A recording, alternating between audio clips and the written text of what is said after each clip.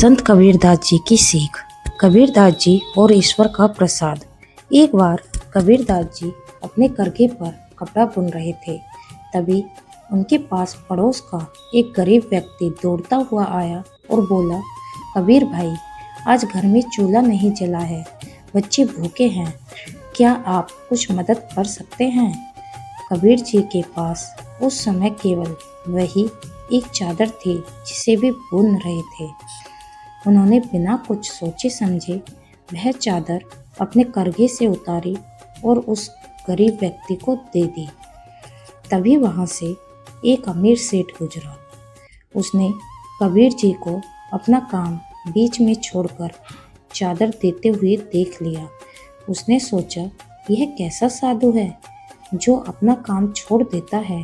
वह व्यंग करते हुए कबीर जी के पास गया और बोला, कबीर, तुम बड़े परोपकारी बनते हो, लेकिन क्या कभी सोचा है कि देने के बाद तुम्हारा क्या होगा? तुम खुद भूखे रह जाओगे।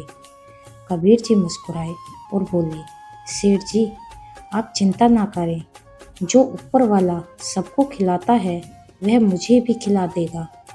शाम को अचानक एक बड़ा व्यापारी कबीर जी के घर आया। वह कबीर जी के बुने हुए कपड़ों का बहुत बड़ा प्रशंसक था। उसने कबीर जी के हाथ से बने कपड़ों की अद्भुत कारीगरी देखी और कबीर जी को भारी मात्रा में धन और अनाज भेंट किया। अगले दिन वही सेठ फिर से कबीर जी के पास से गुजरा। उसने देखा कि कबीर जी के घर में खुशहाली है।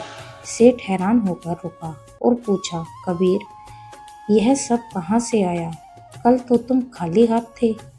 कबीर जी ने बहुत ही विनम्रता से उत्तर दिया, पानी बाढ़े नाव में, घर में बाढ़े दाम, दोनों हाथ उलीझिए, यही सियानो काम। इसका अर्थ है, जैसे नाव में पानी भर जाए तो उसे बाहर फेंक देना चाहिए, वरना नाव डूब जाएगी। वैसे ही यदि घर में धन बहुत बढ़ जाए तो उसे दोनों हाथों से दान कर देना चाहिए, यही समझदारी है। यह कहानी हमें सिखाती है कि सच्ची खुशहाली संचय करने में नहीं बल्कि बांटने में है। जब हम दूसरों की मदद करते हैं तो ब्रह्मांड किसी न किसी रूप में हमारी मदद के लिए साधन जुटा देता है। तो दोस्तों, हमारी ये वीडियो आपको कैसी लगी हमें कमेंट में ज़रूर बताएं और ऐसी ही प्रेरणादायक कहानियाँ देखने के लिए हमारे चैनल को लाइक और सब्सक्राइब करना ना भूलें।